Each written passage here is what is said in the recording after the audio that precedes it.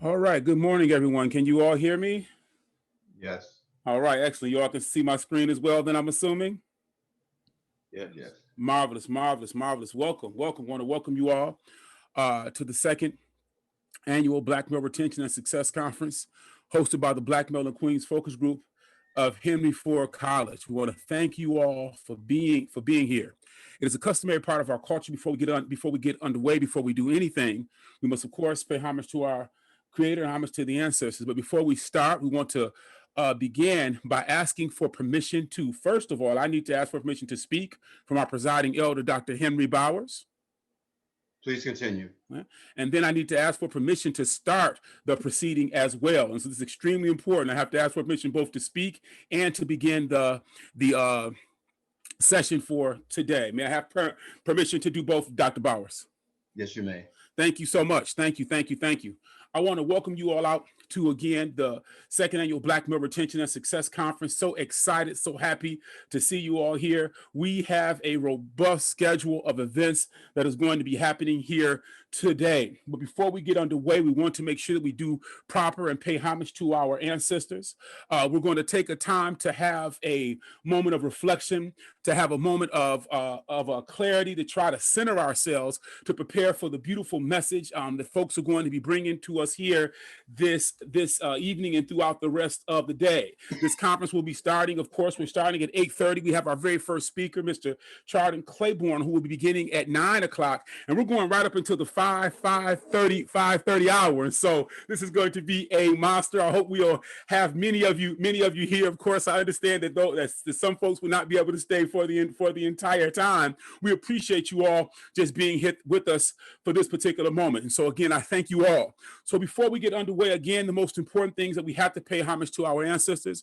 So I want to take a time first to always call on the name of my immediate ancestor, Lillian Geraldine Harvell, who has crossed the river to be home to go home and be with the ancestors. And so we want to make sure that we're thinking about ourselves of a part of the global, what we call the global African family.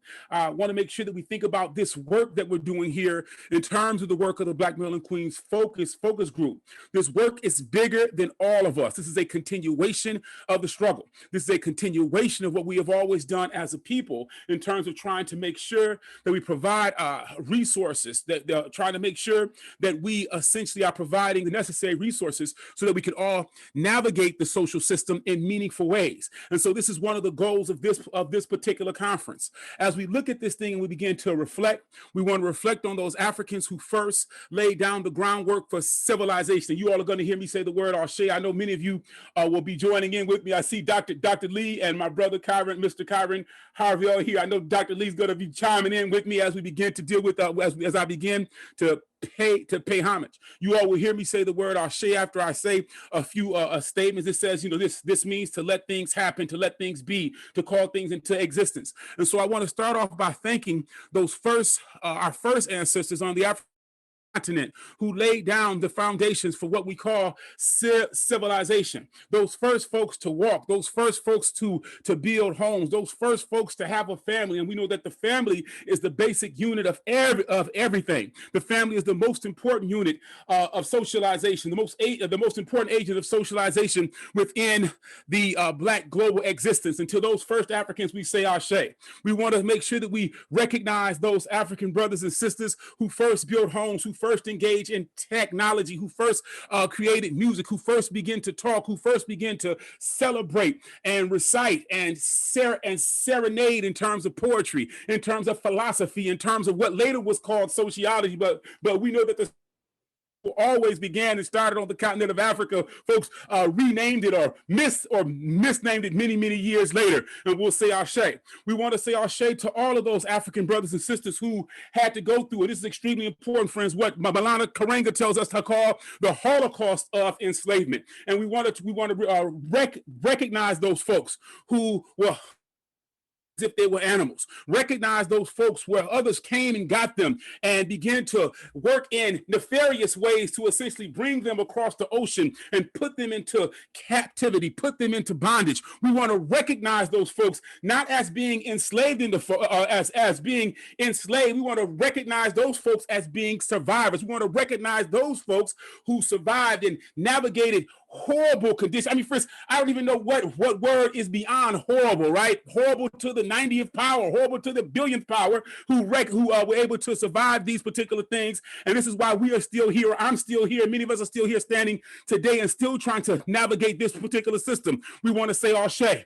We want to recognize those Africans, friends, who struggled on those plantations, those Africans who it was illegal for them to read and write. This is why it's so important for us to make sure that while we are operating in these educational structures, that we are focused and that we are working to make sure that we provide our young people with all the necessary resources that they have to not only survive, but to thrive in recognition and celebration and in honor of those Africans. We want to say Ashe. And then we're going to now take some time to just call on the name of some of our own ancestors, call on the name of those people who we define as our heroes, who we define as our sheroes. And if you all would like to take your mics off of mute, friends, I think we are amongst friends here. We are amongst family here. If some of you would like to take your mic off of mute, and we're going to just begin to say these names, and we're going to say these names all at one time, so you don't have to worry about the notion of speaking over each other. Of course, we all want to act in a civilized manner and not speak over each other, but at this particular point, we can take the mics off mute, and we will speak, and we're just going to speak the names of those particular ancestors.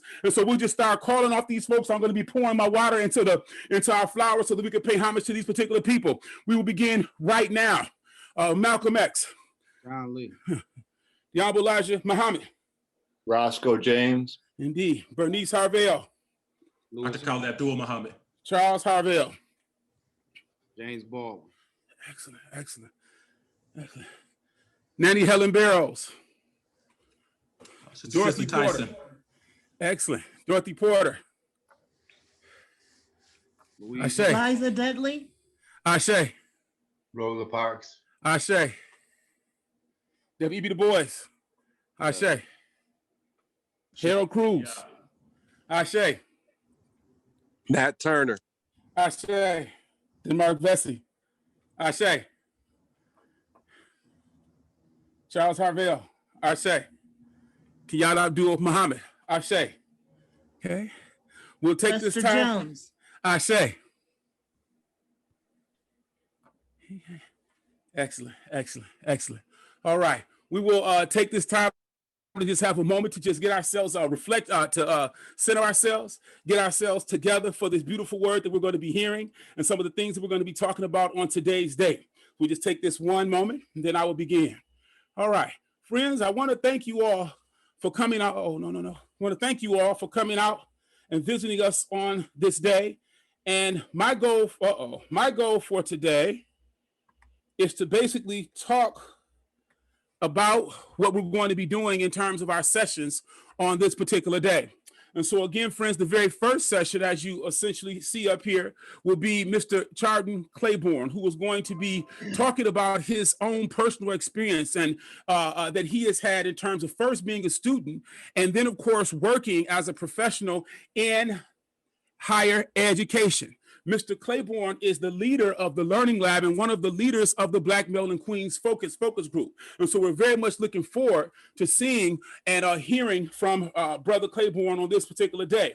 Our next session, friends, we're going to have a magnificent session from several folks who are working right here on the campus of Henry Ford College. And these individuals are going to be sharing some of the activities, some of the things that we provide in terms of student services and things of this nature on our particular college. What's powerful about this, I got this idea from one of our students who was talking about this notion of, not being on campus for an entire. This is a first-year student. It was powerful, his analysis. He was talking about, not being on campus, for the first year, everything being virtual and not really knowing, what was available in terms of being on the campus. What types of resources do we have? And even though we are virtual, we have a plethora of resources that are still available for all of our students. So I wanted to make sure that we offer these particular resources so that folks can essentially know what we have and also begin to put some names with faces or names with organizations. And so you will see the Director of Honors is going to be here. You will see that the Director of the Democracy Institute, the Director of Student Services, which all the programs on the entire campus essentially goes through. And Brother Claybourne will be talking again about the services that are offered there at the Learning Lab. We have a session going on at 11 o'clock where Sister Harriet Moore is a sociologist who works at Washtenaw Community College. She is going to be here discussing for us, looking at this ideal of what we call Sankofa, the ideal of going back and returning, and then getting those things that are productive, getting those things that are positive, the whole notion of not reinventing the wheel, going back and getting and returning and bringing those things so that we can use them in a productive and positive manner in today's day. And so literally thinking about all the great things that people did 100 years ago, thinking about all the great things people did 200 years ago, and then taking those ideologies and bringing them into present day and making those things work prosperously and productively for us. Okay, we have another session at noon, our noon session, friends. As I always say, we are the Black Male and Queens focus group. Queens represents quintessential, unique essence of ebony, necessary sisters. I always want to make sure that I say that quintessential, unique essence of ebony, necessary sisters. And today we're going to have a magnificent session at noon called the Imani Session. And in this particular session, we're going to have 4 of our magnificent queens who actually work here on the campus: Dr. Hildreth, Miss Lee Jenkins, Dr. Pringle, and Director Taylor. They're going to be sharing not only their experiences in terms of their lived experiences and how they got to where they're at, but also talk about the meaningful ways in which they use their work, the meaningful ways in which they use their words, the meaningful ways in which they use their resources and their offices to make sure that they are not just getting to the top of the mountain, but they're also lifting while they are climbing. And that they have always lifted while they are climbing, but they continue to lift even though they're at the very top of that particular mountain. And so then I want to make sure that we are going to be talking, and throughout the conference, you all are going to see that we have a number of visitors from various colleges and universities. This is one of the things that the Black Male and Queens Focus Group has always prided ourselves on. One of our goals, of course, is retention of our own students, but it's also the idea of success for our students as well. And so when we talk about success, we are talking about success in a holistic manner. We're not just simply talking about success while people are on the campus of Henry Ford. We are talking about success while you're at Henry Ford, but also success after you have left our particular school and went on to your 4-year school, and then went on to your graduate school, and then went on for your doctorate degree. And this is extremely, extremely important. I want to make sure I say this if any of my students are here, and I know you all get tired of me saying it, but I want to say it one more time. After you have finished Henry Ford, you want to make sure that you're successful there. Go on to finish your 4-year degree. One more time for my students. Go on to get your master's degree or on to graduate school, and then of course go on to get your doctorate, And as a quick side note, I have to just make sure I mention this. My students always get frustrated with me because I'm always talking about this doctorate. I want to make sure that you all will recognize that Dr. Bowers at one time, he was on me, and I appreciate that, Dr. Bowers. He was on me the same way that I'm on you all. And so again, this is from a position of love. I want to make sure that I essentially say that to you all. And so one of the things that we try to make sure that we do is make sure that our students have connections with schools outside of our school. And so we have something called the Building Bridges to the Humanities program, where we're connected with the University of Michigan, Ann Arbor. So we have several presenters that are going to be coming from the University of Michigan, Ann Arbor, to essentially share some of the things that they have been doing there. One of the things that I want to just mention while I have your attention here, and again, we're just sort of giving you some info in terms of how the day is going to essentially go. One of the things that I'm very excited about, of course, all the work that they're doing at the University of Michigan, Ann Arbor, but I wanted to just talk about Dr. Carr. And he's the project manager for the transfer to the Building Bridges. And one of the things he does is something called the Engelhardt Social Justice Fellowship and the Mellon Fellowship through the University of Michigan, Ann Arbor. I am proud to say this. The Engelhardt is a 8-week fellowship that students work on during the summertime. I am proud to say that in the last 4 years, 3 students in the last 4 years from the Black Male and Queens Focus Group have been awarded the Engelhard Social Justice Fellowship. The only time that we did not get it was in 2020, but we don't want to discuss what was happening in terms of 2020. And so literally in the last 4 years, we've had 3 out of 4 years where we've had winners. And of course, my argument is that we plan on winning from now on, okay? And so that's going to be at 1. Later on, we're going to have our second session where we're looking again at the resources. We're looking again at the things that are available on campus for various students here at Henry Ford College. And so we have Professor Lonsdale, who is going to be coming, who is the director of the writing lab. Very, very important place. And even though, you know, it's the writing lab, they actually take virtual appointments. And I know that Professor Lonsdale will be talking about that. And also you're going to hear from our recruitment representatives. At our 3 o'clock session, you're going to see from our Henry Ford Detroit Promise student success coaches. Many of you are familiar with the Detroit Promise program. They're going to explain that program with you. Henry Ford College actually has the largest number of Detroit Promise students in southeastern Michigan. I want to make sure that I point that out. So these are students that are coming straight from Detroit High School, straight into Henry Ford College. And we wanted to make sure that we highlight and we show a spotlight on the wonderful work that those particular coaches are doing and have been doing. And then last but not least, we have a brother from Flint, Michigan, Mr. DaRonne Robinson, who his title is of his session is Black Lives Matter. And what he's going to be talking about is the importance of entrepreneurship, right? And he's going to be talking about this whole idea of being able to build and being able to do for oneself. And so we're very excited to essentially look at the work that he's going to be providing for us.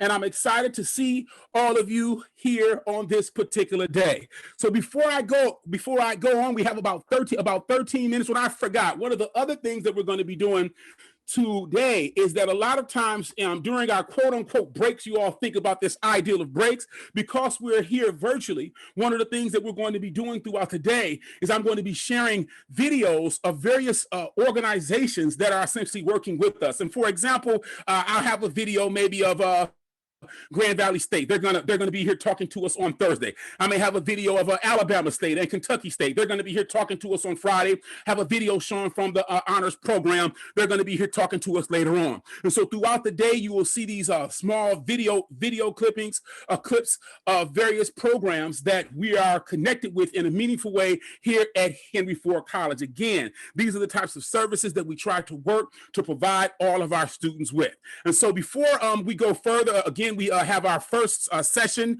or full session is going to be today. Mr. Chardin, Claybourne is going to be talking at 9 o'clock. We wanted to take this time before we get into this thing to actually open up for questions. If there are any questions or concerns that folks have, particularly in terms of our conference, we have a number of new folks who we have not, who are new to our conference, who are new to the Black Male and Queens focus group. And so I've been fielding some questions in terms of the internet email, but I also wanted to just have some time because we do have this time before the session. In fact, I'm going to be doing this every single morning, just opening up, talking with folks, sharing what we're going to be doing for the day, talking about various types of insights. But we also wanted to set aside some time so if folks have any questions about the focus group, about any of the work that we're doing here at Henry Ford. So I will be quiet and start taking some of those questions. We have about 13 minutes before Mr. Claybourne begins. Any questions for us at all here for those of us here at Henry Ford College?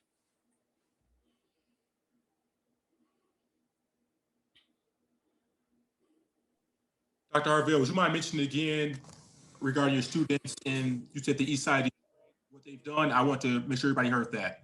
Wait, I'm sorry. Can you say that one more time? Your students having the highest acceptance rates or something you mentioned about? Oh, yes. Okay. If I was talking about the Detroit Promise, yeah. Detroit Promise, we have at Henry the largest number of Detroit Promise students in Southeastern Michigan. And so when students are coming out of high schools here in the Detroit area, the largest number of them are coming to Henry Ford. And so again, that's why these resources are so vital, not only in terms of making sure, and those college success coaches do a magnificent job. They do a magnificent job in terms of working with those young people. And we work with them as well. So it's us in terms of Detroit Promise. And of course, we're connected in meaningful ways with them through the focus group. And so there are sure that we provide these resources and complete. I mean, we have a comprehensive program here at Henry Ford College. And as I said, the main goal is for students to not just be successful while they're here at the college, but also be able to move on in meaningful ways and be successful. Anyone else? Questions about anything that we're doing here at Henry Ford College, the conference or the Black Male and Queens focus group? Anyone?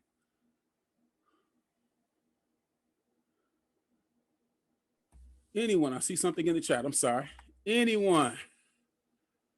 I'd like to know, I'm very interested in some of the other sessions that you have, but I know I'm not going to be able to attend them. Do you have access to, can I get access to recordings? Yes, we are recording these particular sessions, and so they will be available. You can check back. We have a website for the focus group. It is www. I'll put it into the chat in just a moment. www.hfc.edu BMQFG, and you will be able to see our recordings. Again, this will probably be in the next couple of weeks. However, I will just say this: if you're interested in checking out some of our other, we had a wonderful Black History Month program, and we have 4 recordings that were posted from what both I did and 2 of our students did. Magnificent Black History Month presentations, and those are currently up and posted on our website. I'm going to put that into the chat in just one moment. Anyone else? Questions, comments, or concerns about anything that we have going on? And again, we're using this first half hour as just a way, we have at a conference where we're face to face, we would have more. We would have time in between sessions. We would have time in terms of lunch to be able to sit and talk and ask each other questions and really build and connect in meaningful ways. So what we wanted to do is this first half an hour every single day. I'll be on this very first half an hour every single day to ask questions, to talk, to answer whatever's happening in terms of questions you have about Henry Ford College, questions you have about coming to the school, question you have about what we do in terms of the Black Male and Queens focus group. Any questions? Anyone? Talk to me.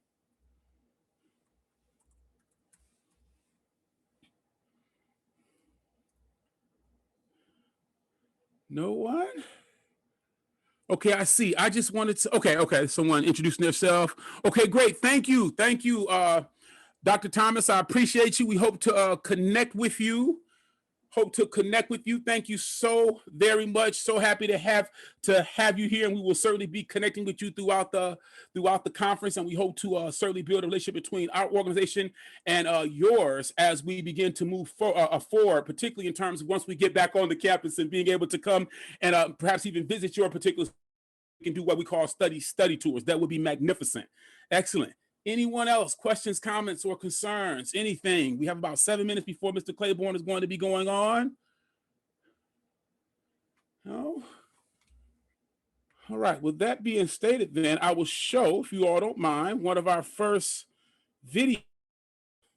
As I said, I was going to be showing videos throughout the day. Please let me know if you can hear and see the video. And these are just organizations that have been working with us, organizations that have been connected with and supported the work that we do here in terms of the Black Male and Queens focus group. Please let me know if you all can see and hear this video. Can you all see my screen so far?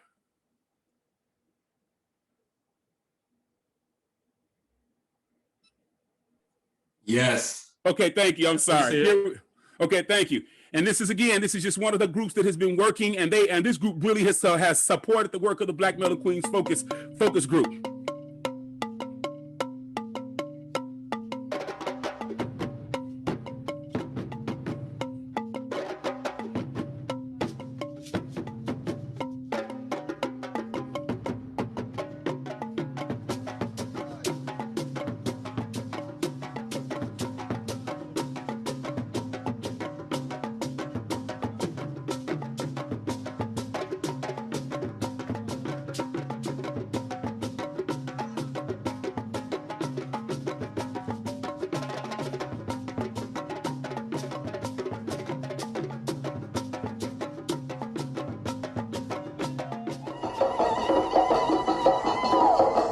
brothers have a need to have some type of to identify with a group, you know, to come together as a unit with other brothers. And so that need was prevalent at the AU Center, but brothers didn't want to go to the traditional fraternities, was looking for something else. And after reading George M. James' Stolen Legacy, brothers said we had to start something of our own. And so at that time, Kemet was formed, and as a result of that, there was an African sisterhood called Offset formed that started at Spelman College back in '89. And since then, what I noticed was the Greek brotherhoods and sisterhoods, they started turning a bit more African-centered in their approach. And so that alone had changed the atmosphere in the AU Center and throughout the country, because at that time we were invited to Tuskegee, Howard University, and many other institutions was looking for the brothers in Kemet and sisters in Offset to come and tell us how did we start and how do how we go about this.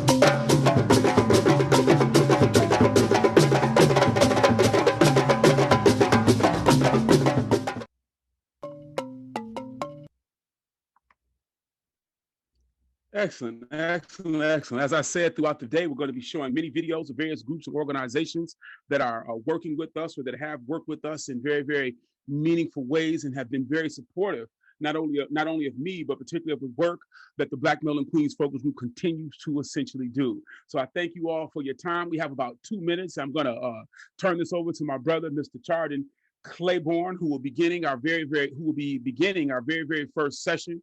Brother Claybourne, if you are on with us, brother, I think I saw you a few moments ago. Excellent, excellent. Okay.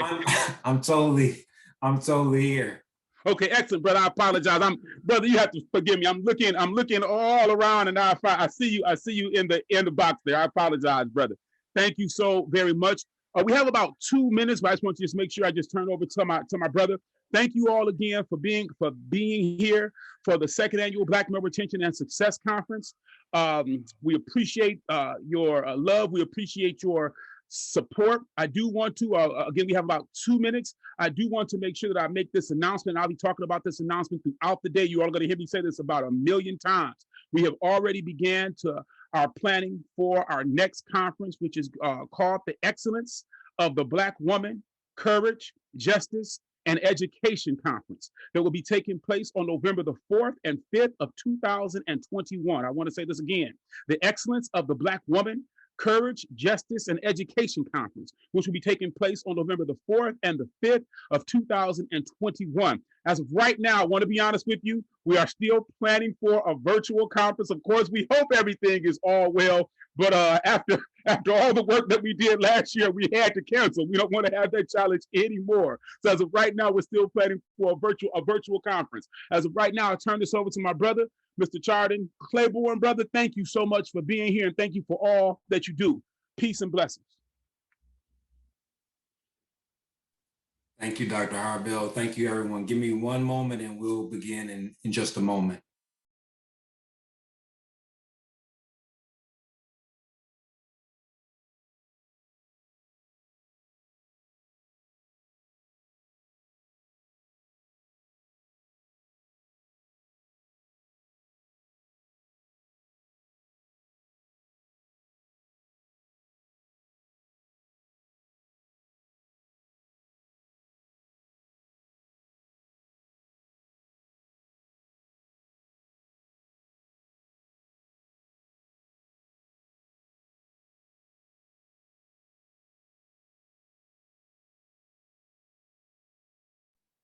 Okay, if everyone can hear me, I'm going to share my screen and hope that this works.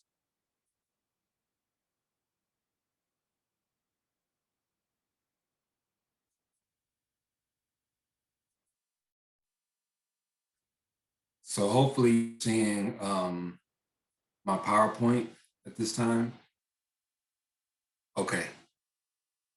So yeah, nervous and excited at the same time today.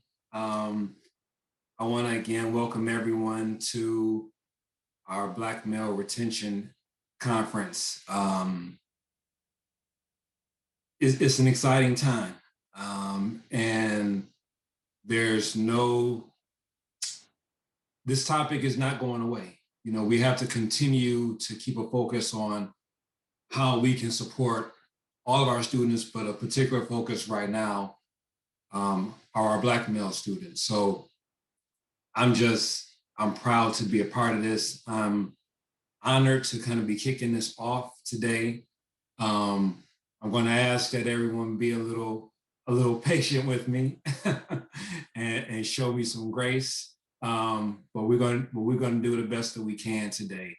The great thing about centering this discussion on myself is that even though there's a little discomfort, because anyone that knows me knows that I'm not one to do a lot of talking about myself. That's just, I would much rather listen to others and engage and hear about them than talk about myself. But, you know, there's strength in doing things that are a little uncomfortable.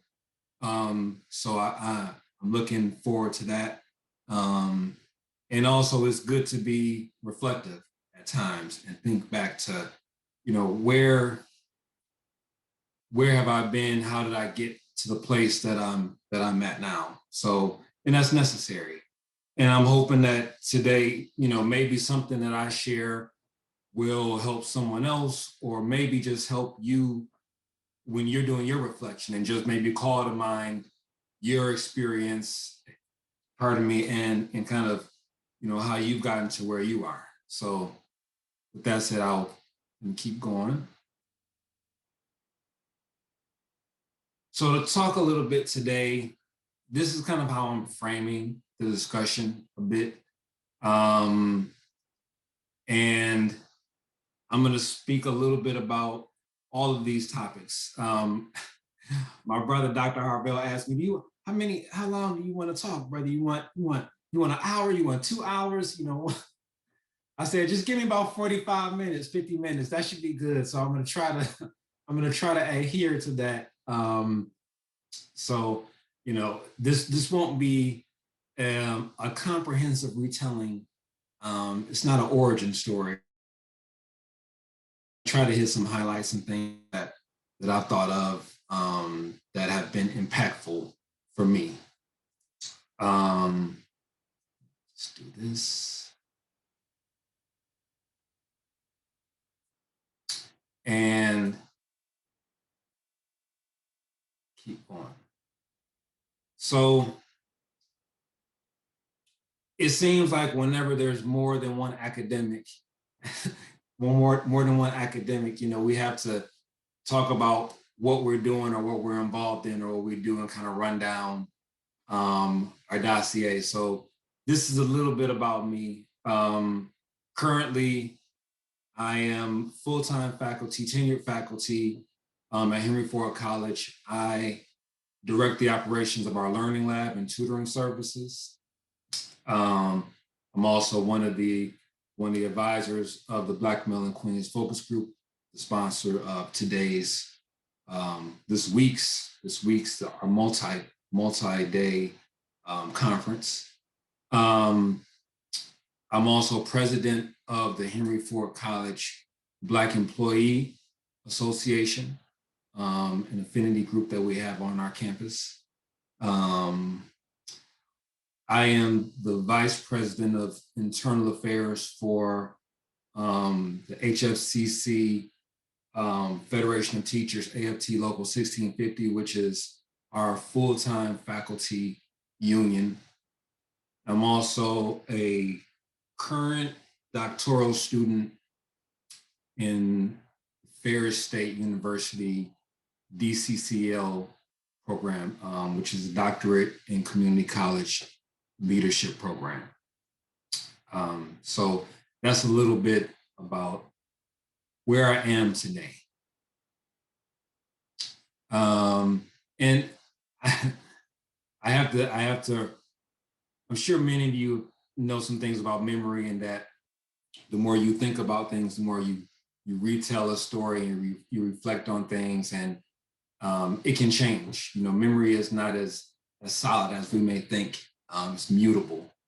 It can be influenced by things like the audience that we're retelling our story to or reflecting to. It can be influenced by our emotions, by our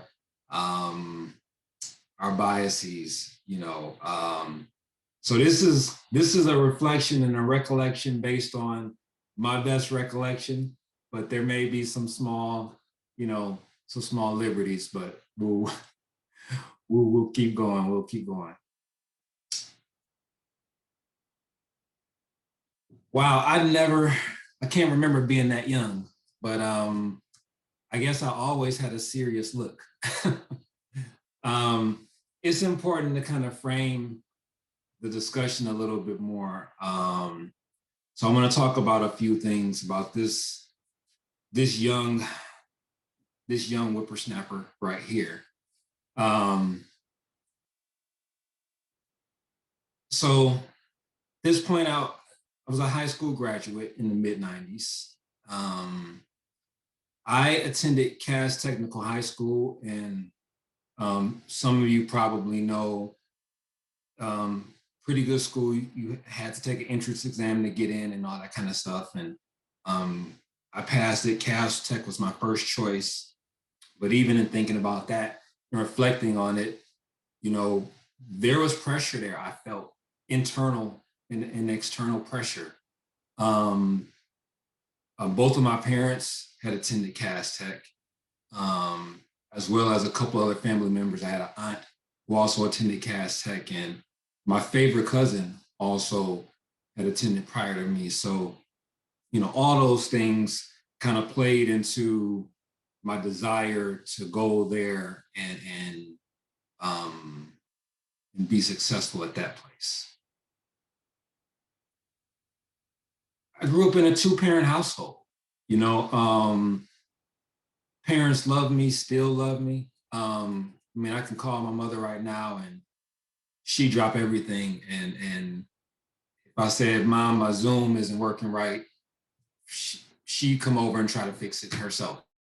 That's just how she is, how my dad is as well. So, you know, loving parents, both employed, homeowners, churchgoers, you know, just all the things that you would want to have.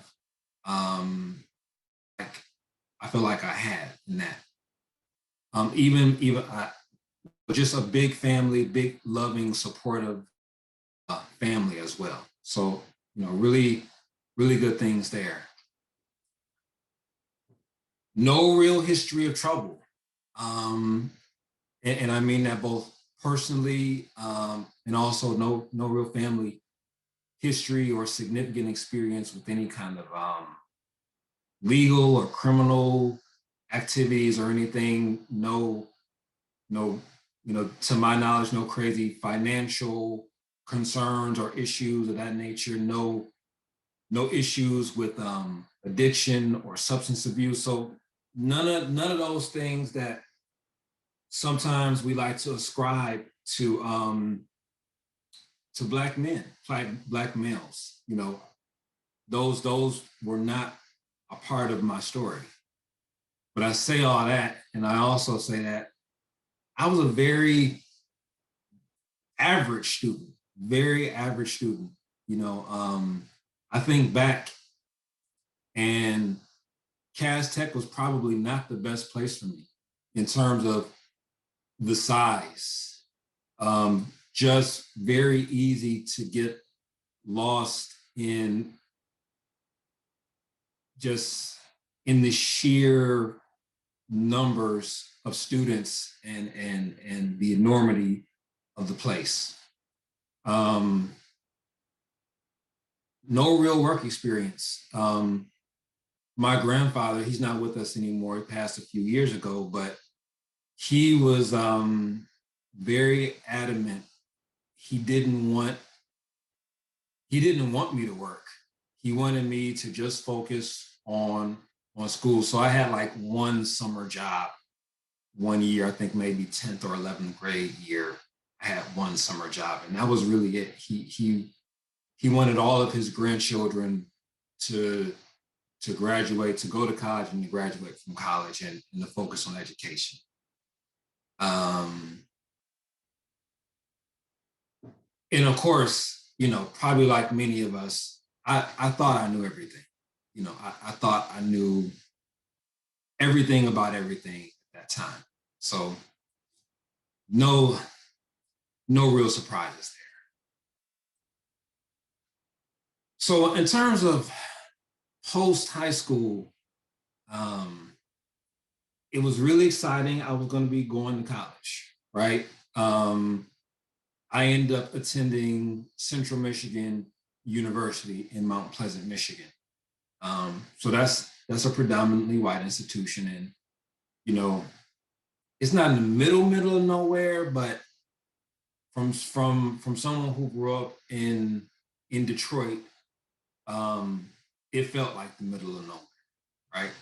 And the reality is that the selection for me of CMU was kind of haphazard. You know, in reflecting on that, I could have done a much better job in determining where should I go to school. You know, what's going to be the best fit for me. There was very little rhyme or reason behind that decision. While not technically first gen, because my parents did attend some college, they had some college. I mean, for all practical purposes, I was first gen. Now, I wasn't the first person in my, I just mentioned my parents, and I wasn't the first person in my family to go to college or anything like that either. But there weren't a lot of conversations about it beyond, this is something that you're expected to do. You know, there was no real like worthy other option. It was like, no, you're gonna go to college, but the details surrounding that weren't as fleshed out as they could be. And it's interesting now as a parent, and as a parent who is working in higher education, to think about that whole piece now from that other perspective, you know. So yeah, it was my parents did the best job that they could, and I love them for everything that they did. But they didn't know all of the nuances of higher ed. And we know, even those of us who work in it, we know that it can be very complex. So, you know, I love them for everything they did for me and everything that they provided for me. But it was hard trying to figure out like what to do and where to go. And, you know, that kind of influenced the decisions there. I mentioned Cass Tech and it being kind of in Detroit, and this is really a sad fact, honestly. We talk about kind of the big three of schools. We talk about Cass, we talk about Renaissance, and we talk about Martin Luther King as the high schools that students, you know, test to get into. First of all, we should be talking about more than 3 high schools as being great high schools for our students. That's one problem right there. But even going to what was considered a college preparatory school that's supposed to be, you know, really good and everything, I still, in hindsight, when I think back on my experience, I still feel and felt I was very, very underprepared and just unaware of what it would take to be successful at the next level, or even be successful in high school. You know, the interesting thing is that we fall back on the skills that we have, right? Whatever's been successful for you, that's probably what you're going to revert to.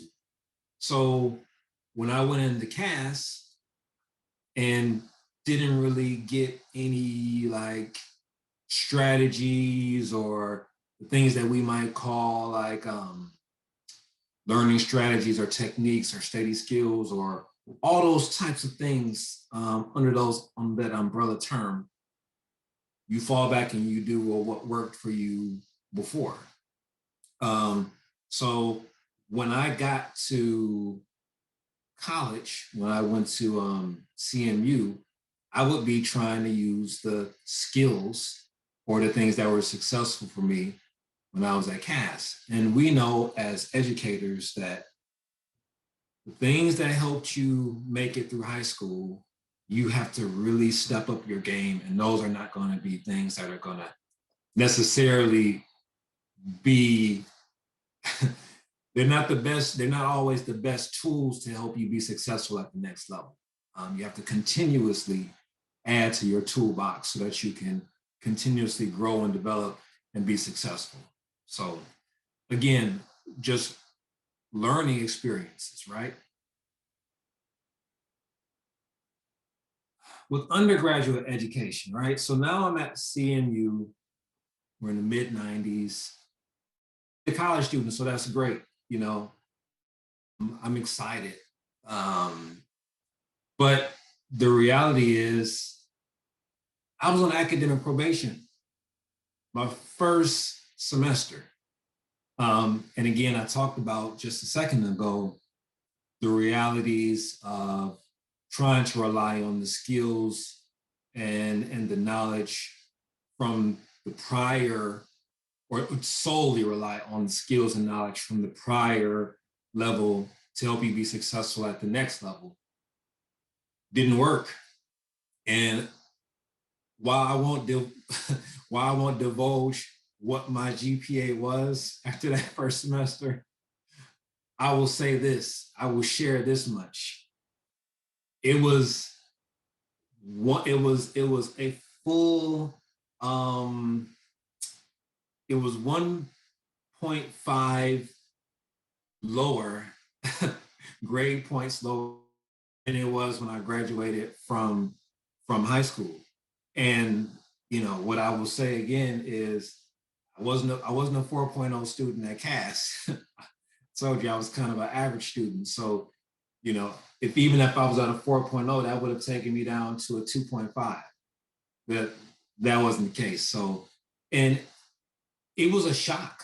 You know, it was a shock to my system because even as not what I myself or anyone would have considered a stellar student, I didn't expect to find myself in that position so quickly. And, you know, it was tough, and it was like, well, what do I do? You know, how do I navigate this? And again, in being reflective about this, I'm sure I got like a letter or something saying that you're on probation. I feel like I recall that, but there was no like mandatory, you know, you have to go and see this counselor or this advisor, or there's this programming set up where, okay, these are the targeted interventions that we're going to have to make sure that you get back on track. So there was, again, just a falling back on, you know, trying to be self-reliant. You know, of course, my parents knew what my grades were, you know, because you had to tell them. And it was just like, well, you need to do better. You need to do better than what you've shown here. But self-advising, especially at this point, not great, not great. And this is why we have advisors. This is why we have counselors. This is why we have those to help students, you know. And I would suffer for a few more semesters and kind of ebb and flow because I didn't know. I didn't know what I didn't know. I didn't even know the questions to ask because I'm in this new space, I'm in this new environment, and I'm just trying to navigate it the best to my ability. Financial independence, and this is, I put this in here because it was just you start thinking back and you're like, oh yeah, that's funny. I did have a couple of jobs at a point when I was at Central. Ironically, I worked at the library. And it's funny because the building that I work in now is connected to the library, and the learning lab, departmental wise, is kind of connected to the library. It falls under the same leadership structure. But I say all that to say, you know, there's that sense of, oh, you know, I got that financial independence now. And I don't know how many of you had this experience, but I recall first being on campus and they had tables set up right at the dormitories, the residence halls, with credit card companies signing students up. Here, get this credit card, you know. And silly me, you know, I did that. So I would end up with not monuments with that. So that's, you know, that's the good thing, you know. But I did have some credit card debt, and I had to quickly learn that, yeah, you have to be careful about many things. And this is another thing, you know, we have our students out here, and I think that's another way that we can be protective of them, helping them learn financial literacy. But as I said, there will be some floundering. There will be some continued floundering. I'm so thankful that we have like the Black Male in Queens focus group here at Henry Ford to help our students have a place of support.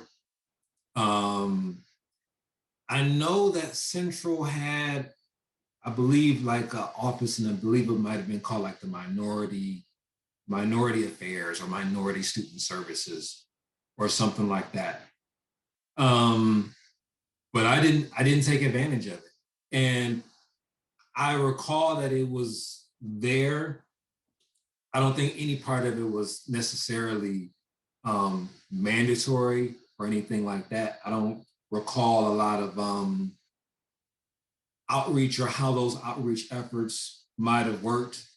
But also it's like coming from a space where, you know, Black family, living in Detroit, Black school, Black community, and then you go away. I know for myself, I was just trying to fit in, just stay under the radar and just make it through. But it would have been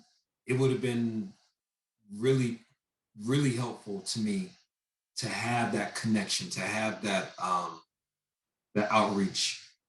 I do remember having someone try to mentor me at one point. There was another student.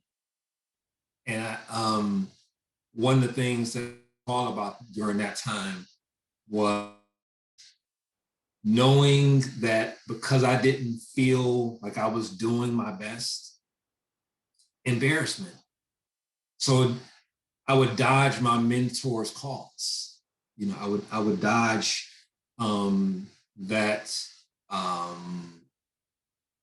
that engagement, that involvement, because I just didn't even want to have a conversation about how poorly I felt and how poorly I was doing.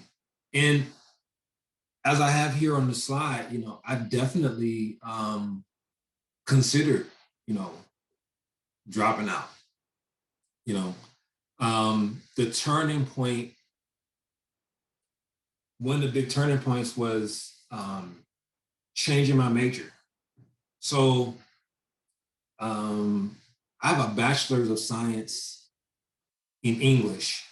And you're like, well, how does that happen? Well, the way that happens is you take a lot of science classes early on and you get more science credits in your bachelor's degree than arts credits. And then you switch over to a different major and your advisor tells you, oh, well, instead of going BA, which would take you longer, you're going to stay in the BS track, but you're going to just have this degree.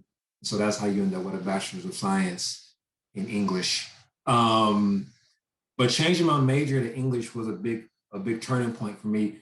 Again, one of the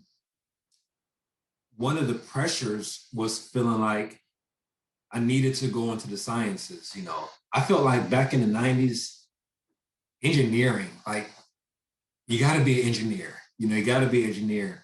And even at Cass, that was the curriculum that I was going down. But man, I tell you, if you don't know how to study and you're not used to the rigors of what you need to do for a college experience, it's going to be tough. And I didn't know how, and I wasn't used to the rigors. And so just trying to make was difficult. When I had a conversation with a good friend and she advised me, listen, you should do what's going to make you happy at this point, because if you keep doing this and trying to kind of live for other people in a sense and satisfy what they want for you instead of trying to do what's going to make you happy, then you're going to continue to be miserable. So I changed my major. I had my first class with a Black teacher. Also, after I changed my major, I had my first class with a Black teacher, and it was my African American literature class. And that woman would end up becoming my advisor basically for the rest of my academic career. She's actually my advisor right now for my doctoral program, for my dissertation. So that was a big milestone and a big turning point. And from that point, things really started to trend upward. So I'm going to talk a little bit about graduate education now. So first question was, should I even do this? Is this for me? But then it was like, well, what else are you going to do? I didn't really feel like I could do anything with just a bachelor's degree.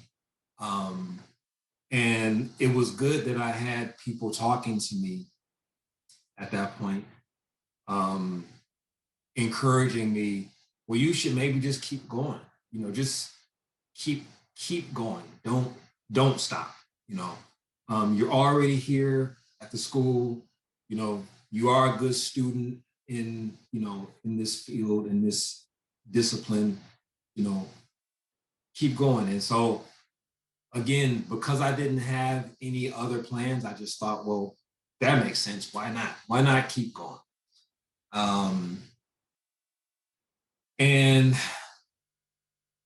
what started to happen was started to have belief, and I started to have those people pouring into me and helping me kind of build up my own feeling of competence and feeling of, yeah, I do belong here. Yeah, this actually can work for me. I can do this, having that sense of validation that we all need at some point, has to start from somewhere. And sometimes it's like training wheels on the bike, you have somebody help guide you, and then eventually you can ride on your own, pedal on your own.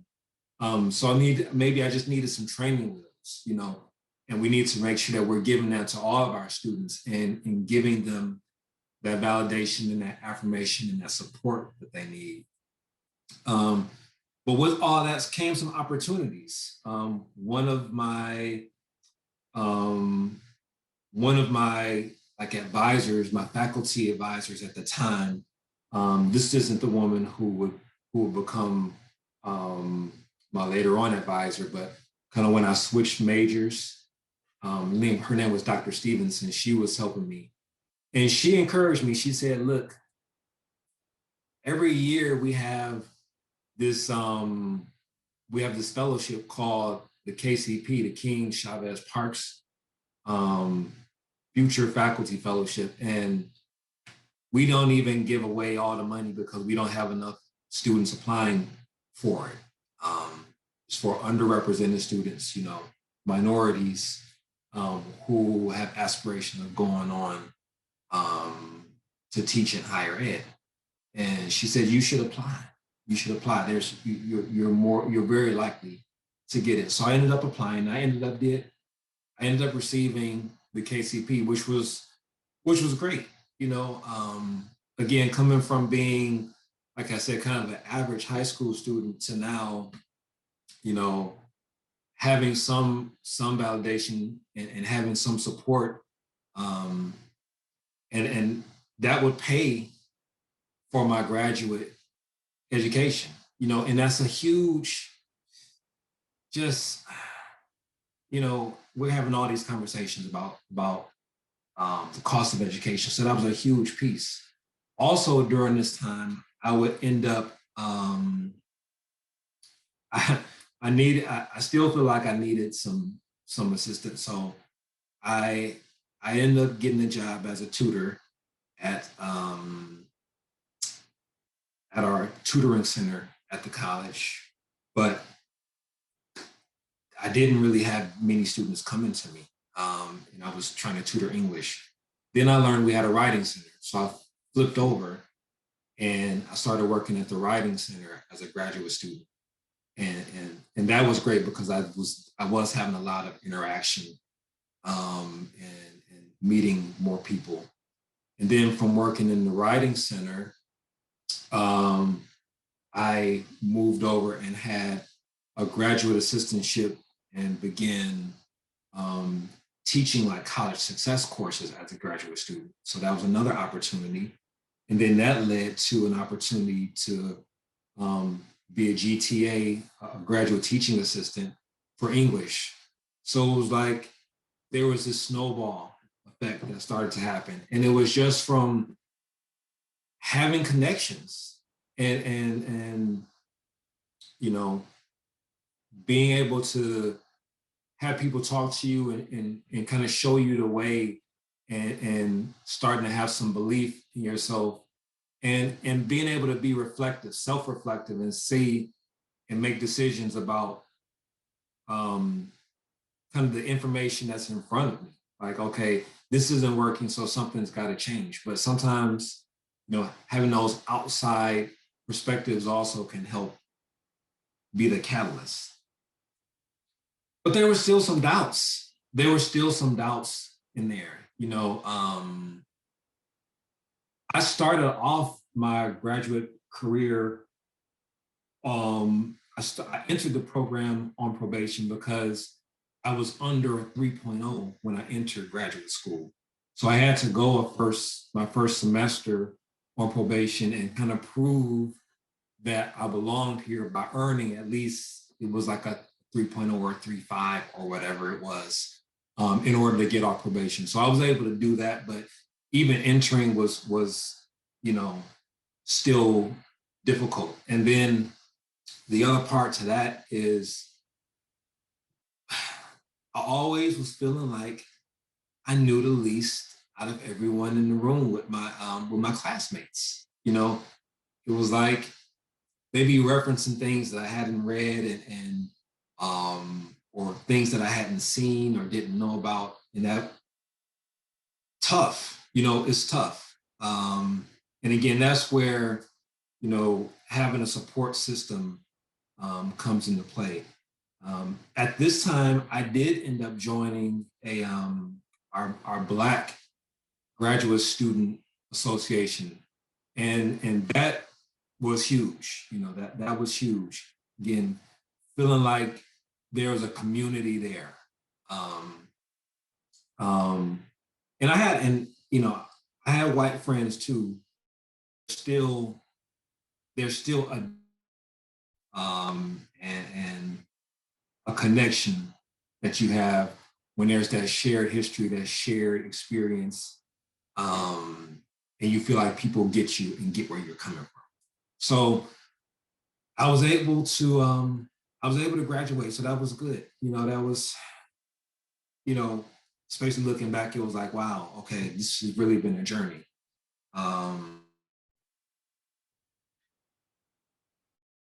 But then, there's always ebbs and flows. So upon graduation, I couldn't find a job. So I ended up moving back home to Detroit, moving back in with my parents. And after being, independent for about 7 years, that was because it took me 5 years to get a 4-year bachelor's degree. So, but after being independent for that time, again, another shock to come back home and kind of be in this situation. But eventually I did find a job, and I ended up working in retention. So I was working coordinator and had a caseload of students, first job out of college, and working with students who were on academic probation. So things starting to kind of come full circle. And I remember having a conversation with my first supervisor about why won't they just listen? I'm telling them what they need to do.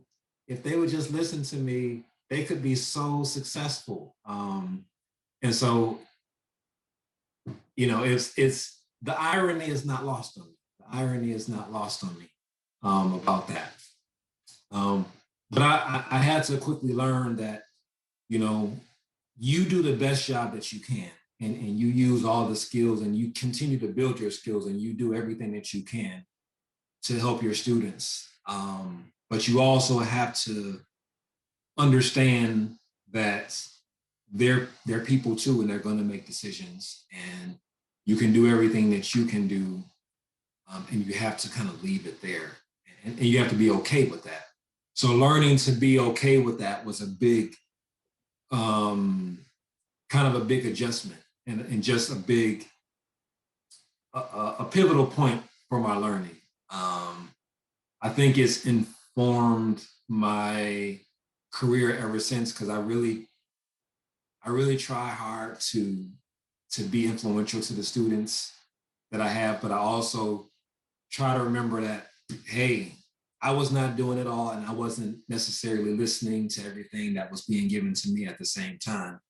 So we just have to, I try to be thoughtful in that way when working with students. So I worked that job for a while, for a couple of years, and eventually I switched over to another job at a larger institution, a more urban institution. And I stayed there for a good long period. And I remember I worked there, and I did a lot of things, and I tried to get involved in a lot of different areas and roles. And I felt like, well, I've done everything I can do here. I hadn't. The big take that if you work in higher ed at a 4-year institution, and you have the opportunity to get a degree, make sure you always get a degree from your employer. I hadn't successfully done that. I got some credits towards a degree, but I stopped. And in hindsight, there's no way that I should have left that employer without obtaining a degree, because it was free. They would pay for it. It didn't make any sense. But there were also some ups and downs with that. I tried to get into a doctoral program while I was at that institution, and And I remember being met with definitely some racism and some roadblocks about even trying to get into the program.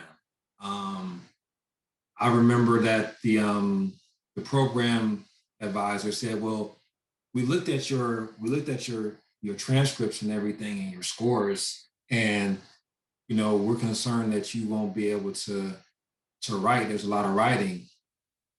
I said, "Man, my master's degree is in English. That's all I've been doing for the last." So that was an interesting experience, to be employed at a place and still feel like there were barriers to entry. But eventually I would leave that place as well. And I worked in a couple other places, trying to kind of move up the career ladder. And eventually this was the thing that I finally grasped. No place is perfect. I'm really enjoying my time at Henry Ford, but I've also been critical of Henry Ford, and I feel like there's things that Henry Ford can do better. But that's going to be the case anywhere. Even if I was to leave Henry Ford, the next place is going to have issues that because every place has issues. So that was something that I learned and had to kind of address within me, that I'm going to be who I am wherever the place is, and that's going to be what's most important. Am I doing what I can do to be influential in the space that I'm in and give the best that I can? Prior to coming to Henry Ford, I had a work experience, and during that work experience, I was involved in an active shooter event where I was mistaken for a gunman. Anybody that knows me knows I have like the long golf from Brothers. So I was going into work, and I had my umbrella and I had my like bag or briefcase, and apparently they mistook the umbrella for a long gun. And so I was in this sort of situation, staring down the barrels of two, I don't even know guns like that. So I don't know if they're AK-15s, AR-15s, AK-47s, whatever, but they were big and they were pointing at me. And that would be my last day of work at that place, because I would be on leave. I'd be on leave, and I had to go through a lot of counseling to overcome. And I won't even lie and say that it's all gone, because how can that stuff kind of ever leave? But definitely, a very impactful piece of my professional story. Just going to work and trying to do my job and to have that happen. I hadn't even been at that job very long before that incident happened. So again, a traumatic experience, but finally ended up here at Henry Ford, where I've been for the past 2015, 6-7 years now. And it's been a wonderful experience. I've made some great colleagues and some great connections. I've been able to be involved in a lot of different things. This is one of them. You guys get to hear me bare my soul today. It provided a fresh start, an opportunity, and very, very thankful that my winding road has led me here. And it's just been great so far. And I'm hoping that it will continue to be great. And while I'm here, can continue to help Henry Ford be the best that it can be for its students, especially. So we're rounding the corner here, we're rounding the bend. So these are just a few kind of takeaways.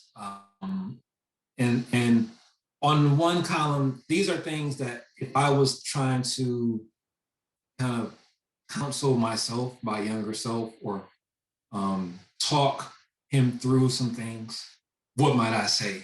You know, we always play that what if game, you know, what if I could go back and do this? What would I do differently? And things like that. Well, one thing is to create a plan, have a plan. It doesn't mean that the plan can't change, but you at least have to have a plan. And I feel like one of the things for me was I was directionless for a lot of my academic experience. And also start strong and you know, it's hard to have sustained high level effort, you know, just perpetually. But at least if you start high and start strong, if you dip, you're dipping from a high point to a little bit of a lower point versus, you know, trying to ramp up can be much more of a difficult proposition. Being proactive and getting involved and being engaged, we know about, you know, student engagement and how the connections are so important. I wasn't very involved. In high school, I think if I look back at my yearbook, I might have been involved in like one club, and that was probably the advisor probably pitied me and put that in. But we have to make sure that our students are involved. It can't just be about the academics, and you know that's important now too in this online environment that our students find themselves in. Helping them to stay engaged and involved in whatever ways we can is so critical. But I would tell my younger self to get out there, you know, do some things, meet more people, talk to more people, get into more student activities, you know. Find allies and ask for help. Ask for help is always the big one for me. That's something that I'm still constantly reminding myself of now, you know, as an adult. You know, a lot of times I feel like we are conditioned to, we have to get these things done, you know, ourselves, and we have to be self-reliant, which we need allies. And students definitely need allies and people on their team. Who is that team? You know, and they have to be encouraged and really taught that it's okay to ask for help. You know, you can't keep banging your head against the wall. You know, your head's going to give before the wall gives. So you have to be able to do that. And then we got to be kind to ourselves. I know I was very, very hard on myself internally. And there are vestiges of that even now today. I'm going to be thinking about all of the ways that this presentation could have been better, you know, when I think about it later on. And so we have to make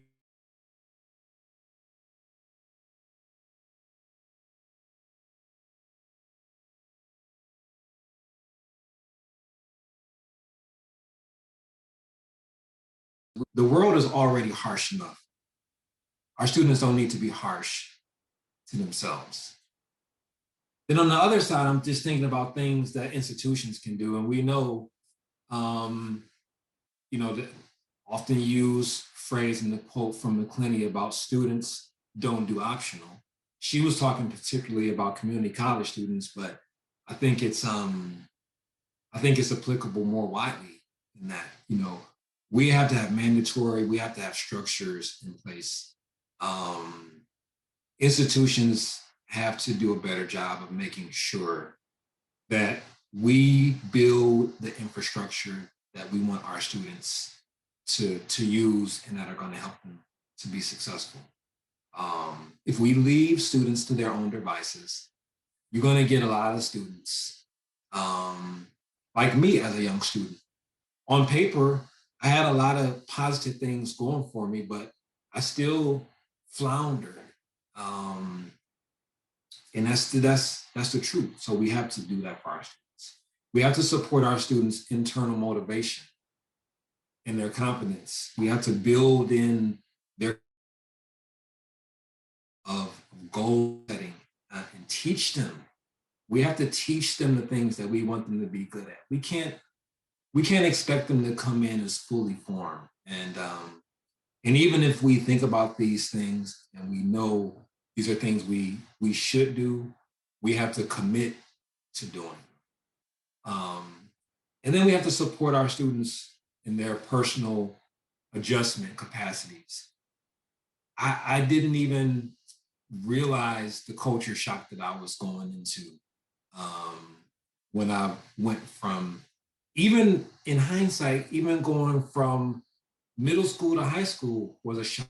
My middle school was tiny and my high school was, and then there was a whole different culture shock going from my high school to my college. So at every stage of the game, we have to support our students' adjustment, you know, and make sure that they are being, we have to check in with them and make sure that they are, you know, making it, you know, and it has to be repeated and it has to be consistent. In employment, what I think human resources talks about, not exit interviews, but stay interviews. Well, we need to have stay interviews for our students, right? And make sure that we are committing to them and helping them to stay and retaining them at our institutions and supporting their success and their completion. So that is about that. So I'm going to stop sharing. And I went a, but if anyone has any questions, the great thing about centering the conversation on myself is I didn't have to get IRB approval, and no one can discount my own experience. Critical ethnography, Dr. Harvell taught me about that. So, that concludes my my presentation today. So I don't know if there's any questions or comments. I haven't been looking at the chat, so I'm not sure if there's anything there, but that doesn't look like anything. Oh, there's one there from Rhonda. Thank you, Rhonda. Thank you, Whitney.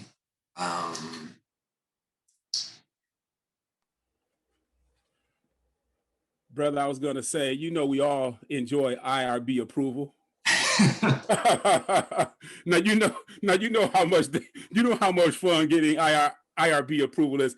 And just quick side note, I don't want to be exclusionary in my language. IRB is the internal review board. Whenever you're doing research on human subjects, I apologize. I did not mean to be exclusionary in my language. Whenever you're doing research on human subjects, you have to have approval. And it is I'll just say this, it is an interesting process. I would just be honest with you. And so sort of an inside joke, but at the same time, I did not want to exclude any of you from that particular joke.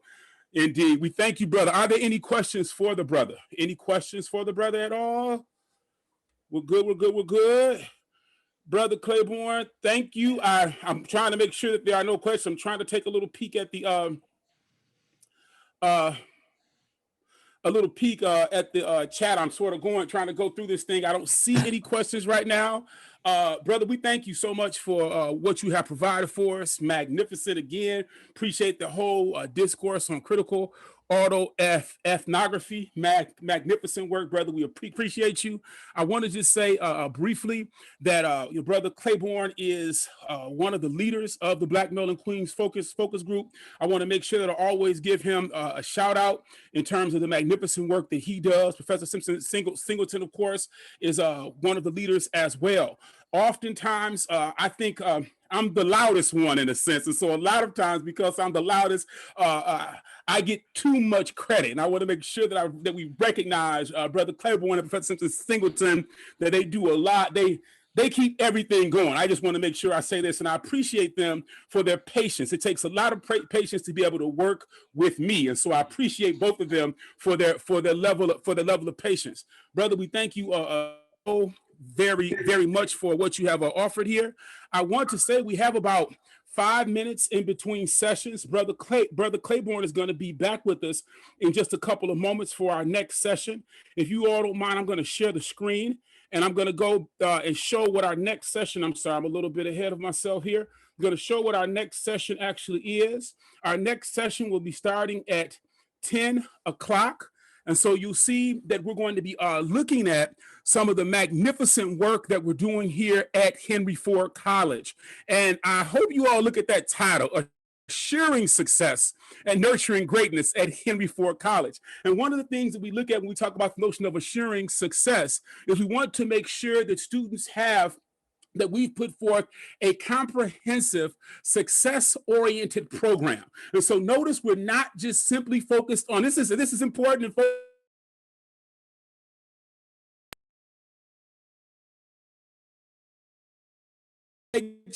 and I'm not suggesting that graduation is not success, but when we talk about success-oriented, as I always say, it becomes extremely important that we also sure that we're providing students with the necessary tools for them not only to be successful at Henry Ford, but to also be successful once they leave Henry Ford College, once they go on to their four-year institution, once they go on to graduate school, and of course you all know me, as they go on into the doctoral program.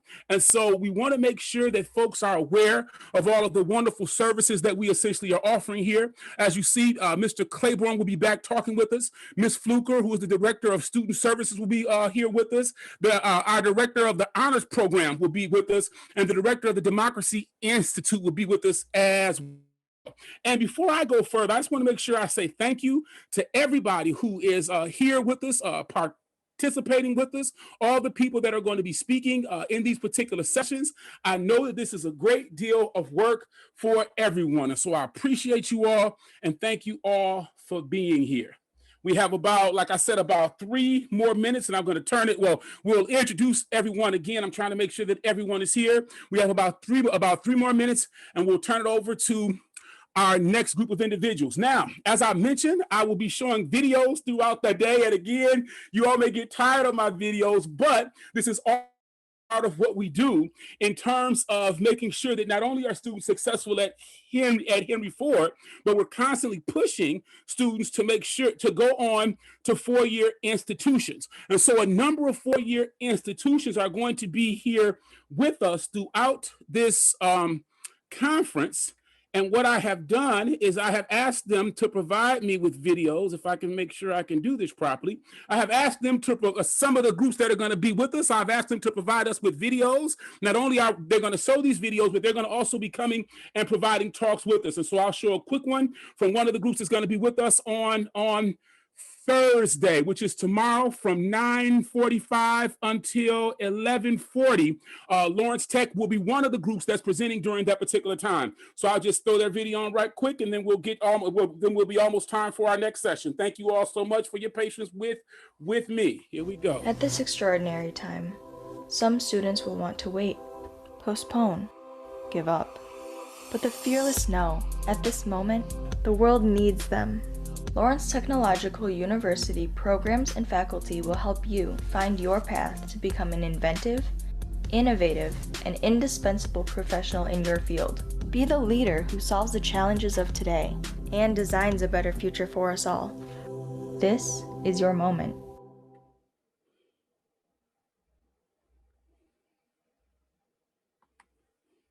All right, perfect. That was almost perfect. That was one of the shorter videos that I essentially had that actually worked out perfect.